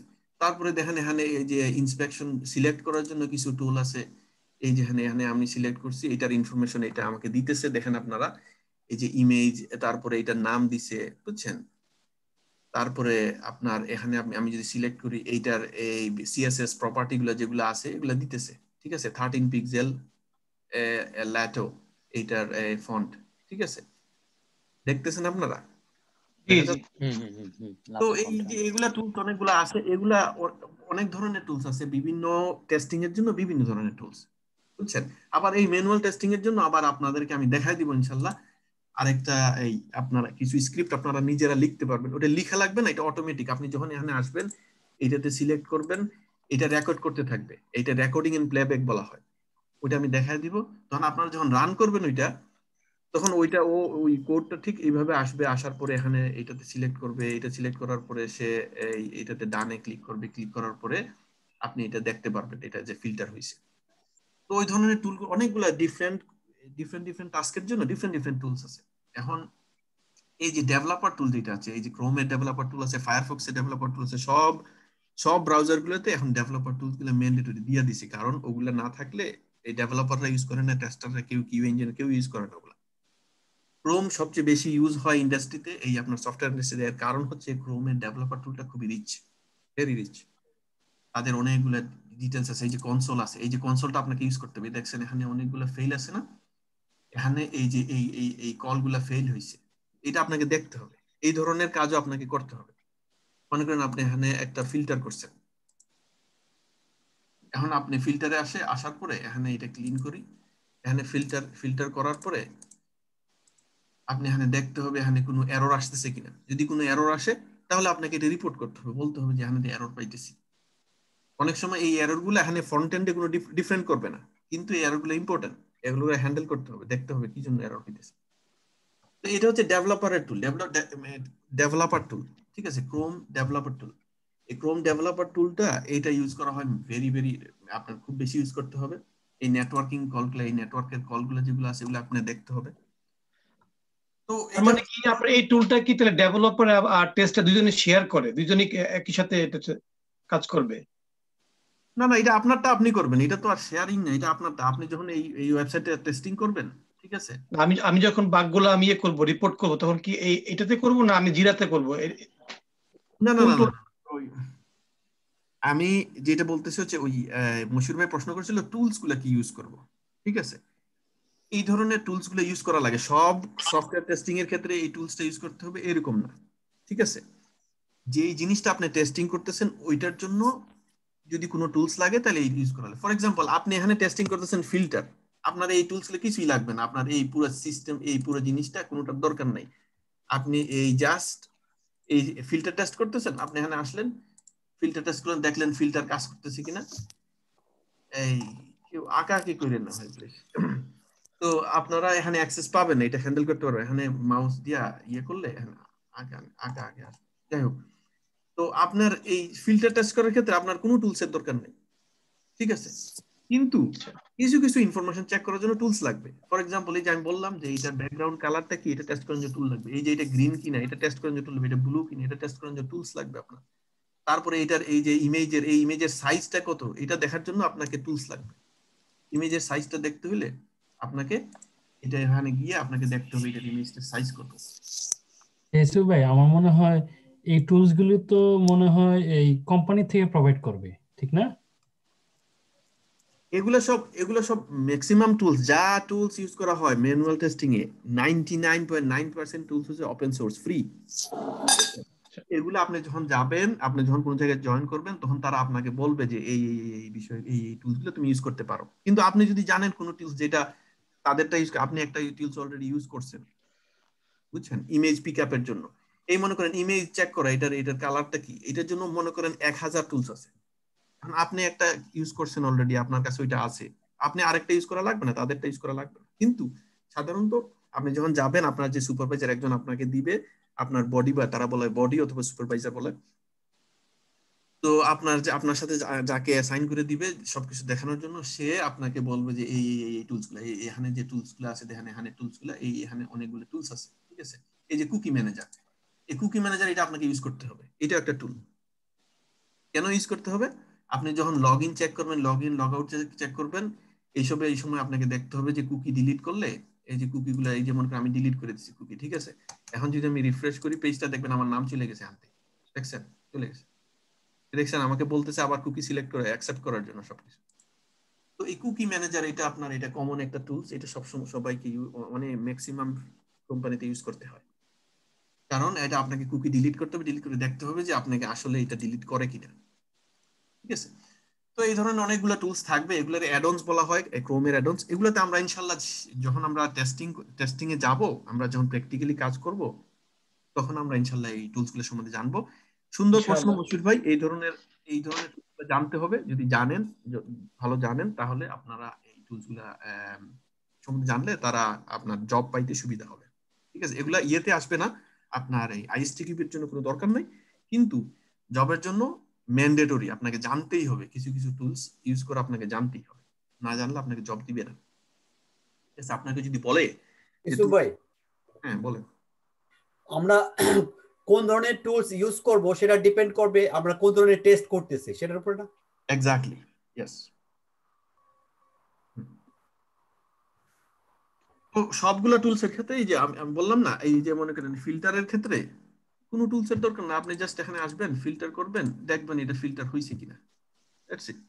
কিন্তু আপনি এটা ফন্টটা কি এটা চেক করার জন্য আপনার টুলস লাগবে, আপনি তো ফন্ট দেখলে বুঝতে পারবেন না, ঠিক আছে। তো ফন্ট দেখার জন্য আপনাকে টুলস লাগবে। তো এরকম অনেক কিছু আছে যেটার জন্য আপনার টুলস লাগবে, স্পেসিফিক টুলস গুলো দরকার হবে, সেটা আপনাকে করতে হবে। এটা ওইটা সাধারণত আপনাকে বলা হবে এই টুলস গুলো লাগে। কিন্তু বেসিক কিছু টুলস আপনাকে নিজে থেকে যাই নাই, ইন্টারভিউতে যাইতে হবে, নইলে ওরা যখন প্রশ্ন করবে, আপনি যদি বলেন জানি না, তাহলে আপনাকে বলবে আপনি তো কিছুই জানেন না, ওরা জব দিবে না। আপনি আইএসটিকিউর যদি একদম অ্যাডভান্স লেভেলে জানেন, সার্টিফিকেট থাকে, তাও দিবে না, কারণ আপনি কাজই জানেন না। সার্টিফিকেট সে কি করবে, ঠিক আছে, সার্টিফিকেটের কোনো ভ্যালু নাই যদি কাজ না জানেন। স্পেশালি এই আয়ারল্যান্ডে আপনি যদি কাজ না জানেন, আপনার সার্টিফিকেট 10টা থাকলে আপনার নিবে না, ঠিক আছে। এনিওয়ে, এইটা হচ্ছে টুলসের, হ্যাঁ টুলসের ভালো যে এটা আপনারা চিন্তা করতেছেন, এটা ভেরি গুড। আপনারা যে এইসব চিন্তা করতেছেন এটা ভালো, এই ধরনের চিন্তা থাকতে হবে, আমি কিভাবে টেস্টিং করবো, কি কি টুলস ইউজ করা হবে, এগুলো আপনাকে জানতে হবে। আর কোনো প্রশ্ন আছে?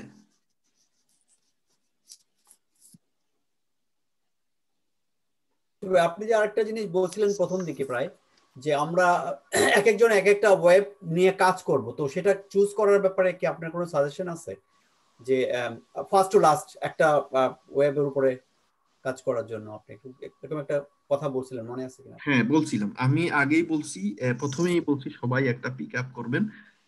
এটার জন্য আমি বলছি যে এই ধরনের সিম্পল, খুব কমপ্লিকেটেড, আমি ডানডিলের মতো এরকম সিম্পল একটা ওয়েবসাইট নিবেন। ইভেনচুয়ালি করবো কি জানেন, ইভেনচুয়ালি প্ল্যানটা হচ্ছে এই ধরনের, প্ল্যানটা হচ্ছে যে আপনারা আমাদের যখন এই সিলেবাসটা আমরা মোটামুটি কভার করবো, বুঝছেন, মনে করেন আমরা 90% 80% যখন কভার করবো, তখন আমরা সিমালটেনিয়াসলি প্র্যাকটিক্যালটা করবো। প্র্যাকটিক্যালটা তখন হবে কি জানেন, তখন বলবো, মনে করেন আপনি ডানডিল নিয়ে কাজ করতেছেন, ডানডিলটা আপনি পিক আপ করছেন, এক্সকিউজ মি স্যার, আপনি যখন ডানডিল পিক আপ করবেন, তখন আপনাকে বলা হবে এই ডানডিলের সব টেস্ট কেসগুলো আপনি লিখবেন, ঠিক আছে। তখন আপনি ডানডিলের টেস্ট কেসগুলো যখন লিখবেন, এই ধরনের, এই যে আমি বলছিলাম যে আমি শেষের দিকে এই ধরনের অ্যাপ্লিকেশন গুলা, এই যে আপনার টেস্ট ম্যানেজমেন্ট টুলস, যেটা এইটা আপনাদেরকে দেওয়া হবে, আমরা সাবস্ক্রাইব করব। তখন আপনি এই টেস্ট ম্যানেজমেন্ট টুলে সব টেস্টগুলো এইভাবে আপনি লিখবেন। এই যে রিগ্রেশন সুইট আছে না, এই রিগ্রেশন সুইটের মধ্যে এইভাবে আপনি পুরা এই রিগ্রেশন টেস্টটা এই ডানডিলের জন্য, এই ডানডিল ওয়েবসাইটের জন্য এই রিগ্রেশন টেস্টটা আপনাকে পুরা এই সব টেস্ট আপনাকে লিখতে হবে। এটা হচ্ছে ফার্স্ট টাস্ক, ঠিক আছে। সেকেন্ড প্ল্যান হচ্ছে যে লিখার পরে আপনি তো লিখছেন টেস্ট, এখন আপনারা যদি বলি ভাই আপনি এক্সিকিউট করে, তাহলে হবে না, কারণ আপনি নিজেই লিখছেন, আপনি জানেন না এটাতে ভুল আছে কিনা, আপনি তো নিজে লিখছেন এটা। তখন আপনারটা দেওয়া হবে আরেকজনকে, সে আপনার টেস্ট গুলা পড়বে, একটা একটা স্টেপ পড়বে, এই টেস্টটা ওপেন করবে, ওপেন করার পরে এই স্টেপ গুলা পড়বে, এই স্টেপ গুলা পড়বে, একটার পর একটা এক্সিকিউট করবে, ঠিক আছে। এখানে যাওয়ার পরে এটা করবে, এটা করবে, এটা করবে, করার পরে এক্সপেক্টেড রেজাল্ট গুলো আপনি যেগুলো দিয়েছেন এগুলো দেখবে, দেখার পরে যদি মিলে তাইলে সে পাস দিবে, না হইলে ফেল। আবার যদি আপনার এই টেস্ট কেস লিখতে আপনি একটা স্টেপ মিস করছেন, তখন সে এখানে কমেন্ট করবে যে স্টেপ মিসিং, তখন আপনিও বুঝতে পারবেন যে আপনি টেস্ট কেস লেখাটা ভুল হয়েছে। তখন আপনি একটা ক্লিয়ার আইডিয়া পাবেন আপনার নলেজটা কতটুকু। আর এই কারণেই তখন আপনি একটা যখন সাইট পিক আপ করবেন, আপনার এটার পুরোটা এই রিগ্রেশন টেস্টিং এর সব টেস্টগুলো আপনি লিখবেন, তখন আপনার টেস্ট কেস লেখার ক্লিয়ার আন্ডারস্ট্যান্ডিং হবে। আপনি এই টেস্ট কেস ম্যানেজমেন্ট টুল যেটা, এইটার সম্বন্ধে আপনার ধারণা হয়ে যাবে। আপনি যখন আরেকজন এটা এক্সিকিউট করবেন, তখন আপনার টেস্ট এক্সিকিউশনের ধারণা হয়ে যাবে। আপনি যখন বাগ পাবেন, বাগ রিপোর্টিং এর ধারণা হবে, মানে এভরি স্টেপ আপনার ধারণা হবে। এইটা হচ্ছে প্ল্যান। আর ইভেন্চুয়ালি যখন এই টেস্টিং গুলোতে আমরা যাব, এর আগে আমরা ইনশাল্লাহ ওই যে মশির ভাই যে প্রশ্নটা করছিল, আমরা টুলস গুলা কিছু কিছু টুলস আমরা দেখাবো, যেগুলা মনে করেন মোটামুটি 90% ক্ষেত্রে ওয়েব টেস্টিং এর যেগুলো খুব ইম্পর্টেন্ট, ওগুলা ওই টুলস গুলো আমরা দেখাবো। আর আমরা ওই রেকর্ড এন্ড প্লেব্যাক কিভাবে করতে হয় ওইটাও দেখাবো ইনশাল্লাহ। তাহলে আপনারা রেকর্ড এন্ড প্লেব্যাক জানলে অনেক সময় আছে বেসিক যে টেস্টিং গুলো, ওগুলো আপনার রেকর্ড এন্ড প্লেব্যাক এর মাধ্যমে টেস্টিং করতে পারবেন। ওগুলা সেভ করা যায়, সেভ করে বারবার এক্সিকিউট করা যায়। এনি ওগুলাতে আমরা আসবো। তো হ্যাঁ, এইভাবে এই কারণেই বলছি যে এই একটা ওয়েবসাইট আপনারা যার পিক আপ করবেন, এবং ওইটা সব কিছু আপনাদেরকে লিখতে হবে এই টুলস এর মধ্যে, এই টেস্ট ম্যানেজমেন্ট টুলস এর মধ্যে লিখতে হবে। একটা রিগ্রেশন টেস্ট সুইট বানাইতে হবে, এইভাবে সেকশন গুলো আলাদা আলাদা থাকতে হবে। যেমন লগ ইনের এরকম একটা ফোল্ডার থাকবে, ডিরেক্টরি এই ধরনের একটা ফোল্ডার লগ ইনের থাকবে, আরেকটা থাকবে গ্লোবাল সার্চের, আরেকটা থাকবে এই এই এই লোকেশন ফিল্টারের, আরেকটা থাকবে মনে করেন এই প্রাইস ফিল্টারের। তো এইভাবে সবগুলার আলাদা আলাদা ফোল্ডার, সাব ফোল্ডার থাকতে পারবে। মনে করেন এই ফিল্টার একটা পুরো একটা ফোল্ডার, এর মধ্যে সাব ফোল্ডার হচ্ছে লোকেশন, এর মধ্যে আরেকটা সাব ফোল্ডার হচ্ছে মেক এন্ড মডেল, প্রাইসটা হচ্ছে একটা সাব ফোল্ডার। এই ধরনের সবগুলো ফিল্টার আলাদা আলাদা, এগুলো সব হচ্ছে সাব ফোল্ডার, আর মেইন ফোল্ডার হচ্ছে ফিল্টার, ঠিক আছে। তো এইভাবে যখন আপনি সবগুলো লিখবেন, তখন আপনি টেস্ট কেস কিভাবে লিখতে হয় এটা জানবেন। আবার আপনারটা যখন আরেকজন এক্সিকিউট করবে, আপনি আরেকজনটা এক্সিকিউট করবেন, তখন আপনি টেস্ট এক্সিকিউশন জানবেন, এবং আপনারটাতে কোনো ভুল হয়েছে কিনা এটাও আপনি জানতে পারবেন। এইভাবে হইলে তখন আমরা যখন আবার এই আমাদের যখন টেস্ট জিরাটা ইউজ করব, জিরা যখন আমরা ইউজ করব, তখন আপনি জিরার মধ্যে আপনার স্টোরিগুলো কিভাবে ফ্লো হয় সেটাও জানবেন, ঠিক আছে। এই যে জিরাতে যে স্টোরিগুলো আছে, আপনি যখন এগুলার সব একটা কাজকে টাস্কে স্টোরি বলা হয়, বুঝছেন। এক একটা আপনার এই টাস্কটা আপনাকে অ্যাসাইন করা হয়েছে, আপনি এটাতে কাজ করতেছেন, আপনার নাম এখানে দেওয়া হবে, ঠিক আছে। তারপরে আপনি এটাতে কাজ করবেন, এইটা যখন রেডিতে যাবে, প্রগ্রেসে যাবে, টেস্টিং এ যাবে, রিভিউতে যাবে, তারপরে ডানে যাবে, ঠিক আছে। তো এইগুলো যখন আপনি করবেন এই পুরোটা, তখন আপনি এই জিরা সফটওয়্যার, যেটা software company, software management company যে সফটওয়্যার গুলো আছে, এই কোম্পানির কাজ টাস্ক ম্যানেজমেন্টের সফটওয়্যার গুলো আছে, এগুলো সম্বন্ধে আপনার ধারণা হয়ে যাবে। বেসিক্যালি আপনার পুরোটাই এই ইনশাল্লাহ ধারণা হবে।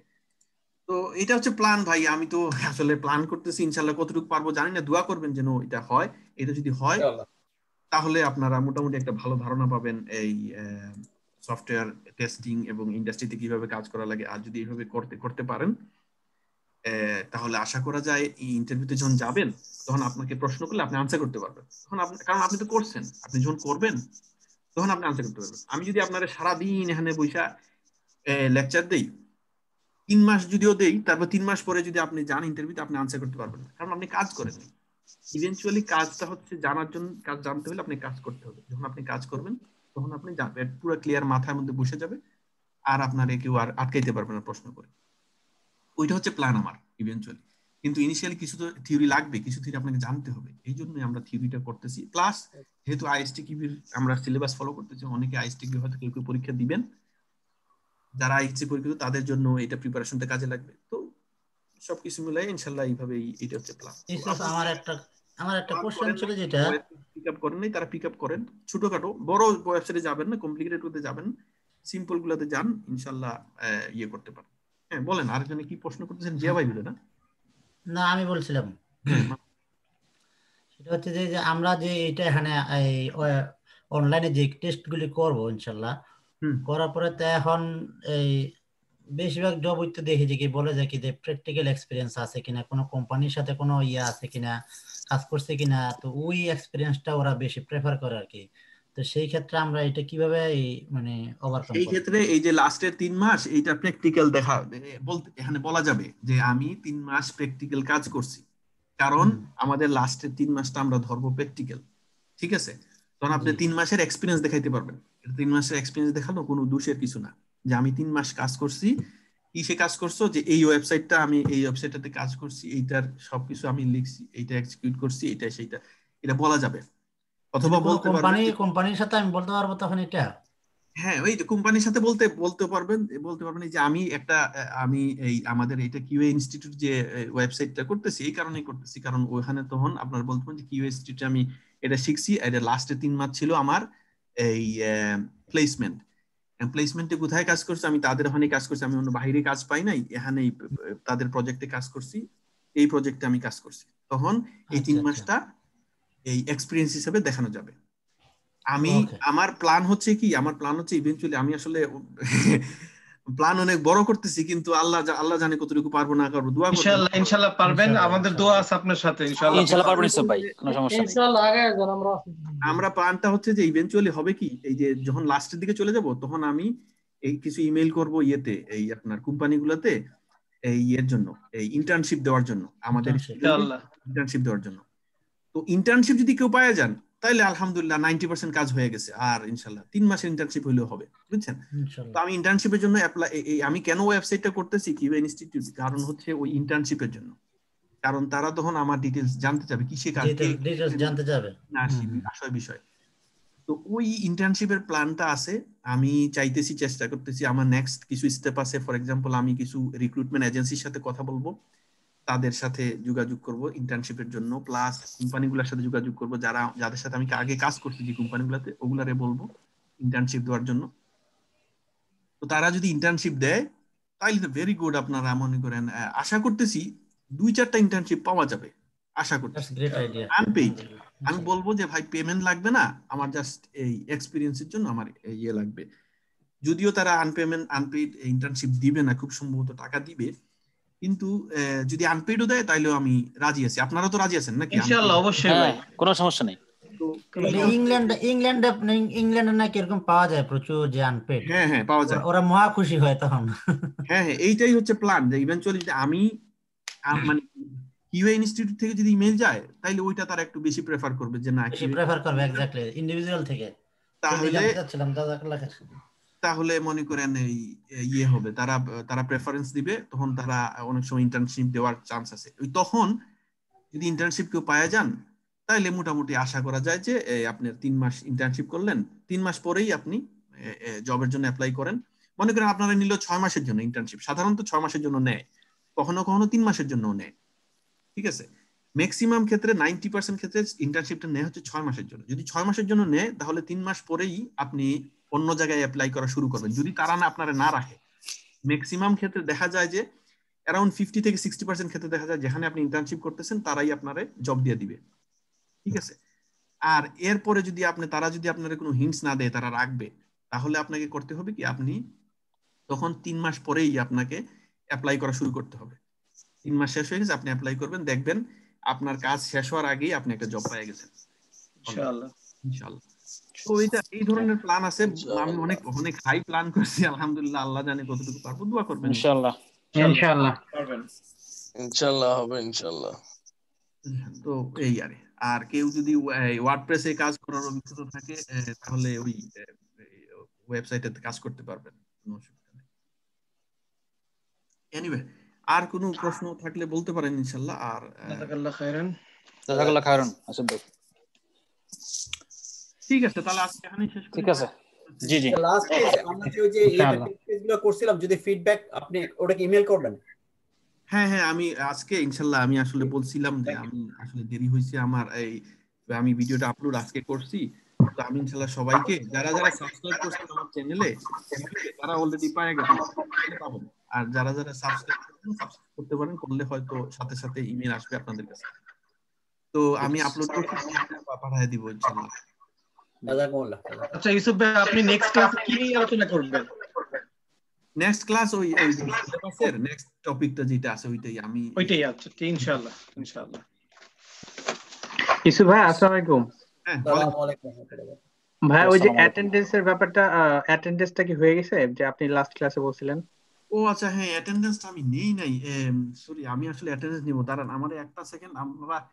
আমি আচ্ছা, আপনারা সবাই দয়া করে আমাকে করুন, এই আমাকে ইমেইল, এই চ্যাট বক্সে আপনাদের সবার ইমেল অ্যাড্রেসটা দিয়েন প্লিজ। নাম দেওয়া লাগবে না, ইমেল অ্যাড্রেস, কারণ ওখানে ইমেল অ্যাড্রেসটা ইউনিক, তো ওখানে সার্চ করলে পাওয়া যায়। ঠিক আছে, তো আমাকে এই সবার ইমেল অ্যাড্রেসটা চ্যাট বক্সে দিয়ে দেন যারা যারা আসছেন, তাহলে আমি এই অ্যাটেন্ডেন্সটা পেয়ে গেছি। আমার অ্যাটেন্ডেন্সটা দরকার, কারণ অ্যাটেন্ডেন্স হইলে আমি জানতে পারবো কতজন আমার রেগুলার আসতেছে, তাদের জন্য আমি ওই টেস্ট রেইল, তারপরে ওই জিরা সবকিছুর সাবস্ক্রিপশন করতে পারবো, ইজি হবে আমার জন্য। ইউসুফ ভাই, আরেকটা ব্যাপার, যে আপনি মানে কোন ক্লাসটা মেইনলি রাখতে যাচ্ছেন, লাইক সানডে ক্লাসটা না ওয়েডনেসডে? আমার জন্য সুবিধা হয় সানডে ভাই, বুঝছেন, আমি কাজ করার পরে আমার অনেস্টলি ভাই আসলে সানডে ক্লাসটা একটু মানে বেটার হয়, কারণ সানডেটা একটু ইজি হয় আমার মনে হয়, আই থিংক।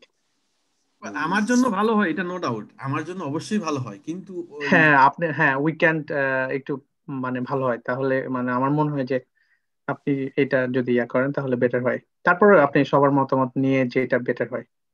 না, আমি অবশ্যই আমি এইভাবে ডিসিশন নিব না, এটা মতামতটা সবার মতামতের উপরেই হবে। এই যে আমি সবার কাছে, এই যে সবাইকে ইমেল দিতেছেন সবার, তো ইমেলটা দেওয়ার পরে আমি একটা বুঝতে পারবো যে কারা কারা রেগুলার আসতেছে। ঠিক আছে, এখন এরা যখন রেগুলার আসতেছে আমি দেখবো, তখন আমি এদের সাথে কথা বললে আমি বুঝতে পারবো যে কোন দিনটা ম্যাক্সিমাম মানুষ যেই দিনটা বলবে ওই দিনটাতে নিলে হবে কি জানেন, সুবিধা হবে। আমি দুইটা যদি লেকচার দিতে হয়, দুইটা লেকচার একটু স্ট্রেস হয়ে যায়, বুঝছেন। কিন্তু আমি যদি একটা দেই, তাহলে আমি ওই পুরো সপ্তাহটা অন্য কাজ করতে পারবো। ফর এক্সাম্পল, আমি কিছু আপনাদের জন্য গেস্ট নিয়ে আসতে চাইতেছি, আপনার আমার প্রিভিয়াস কলিগ যারা আছে তারা দুই একজন চেষ্টা করছে, তারা আসলে তারা আপনার এখানে আসে কিছু বলবে, আপনারা কিছু প্রশ্ন করতে পারবেন। আমার একটা কলিগ, সে এখন ইয়েতে আছে, আপনার এই প্রোগ্রাম ম্যানেজার, তো সে অনেক মানে আপনার এই ভালো রিক্রুটমেন্টের পুরো সিস্টেমটাই তার ভালো জানা আছে। তো ওরা আসলে আপনি ওদের কাছে প্রশ্ন করতে পারবেন, ওরা কিছু প্রশ্ন আনসার করলো। এইভাবে মনে করেন আমাদের এই যে কিউ ইনস্টিটিউটের রেপুটেশনটাও বাড়লো, কিছু মানুষে জানলো যে এখানে কিছু একটা কাজ হচ্ছে। ঠিক আছে, তো ওইটা হচ্ছে প্ল্যান আছে। ঠিক আছে, তো ওইটাও করতে গেলে আমি একটা দিনে করতে পারবো, 2টি দিনে পারবো না। একজনের 2 দিনে আসার কথা বলা যাবে না, ও আসবে না, বুঝছেন। আর ওরা আসবে মনে করেন 15 মিনিট বা 20 মিনিট বা আধা ঘন্টা ম্যাক্সিমাম, এর উপরে থাকবে না। এনিওয়ে, আমি সবার সাথে আলোচনা করি, এই যে দিনটাই নেই ওইটা সবার সাথে আলোচনা করি। সানডেটা আমার জন্য ভালো হয়, বাট আমি বলবো না যে আমি ভালো হয়, আমার জন্য ভালো হয় এই জন্যই সানডে হইতে হবে, এই ধরনের। ইনশাআল্লাহ সবার শেষ হয়ে গেছে, যদি শেষ হয়ে যায় তাহলে আমি হ্যাঁ, ইমেল হয়ে গেছে, সেন্ড হয়ে গেছে ভাই। আসসালামু আলাইকুম ওয়া রাহমাতুল্লাহি ওয়া বারাকাতুহু। ওয়ালাইকুম আসসালাম। আসসালামু আলাইকুম। আসসালামু আলাইকুম ওয়া রাহমাতুল্লাহি ওয়া বারাকাতুহু।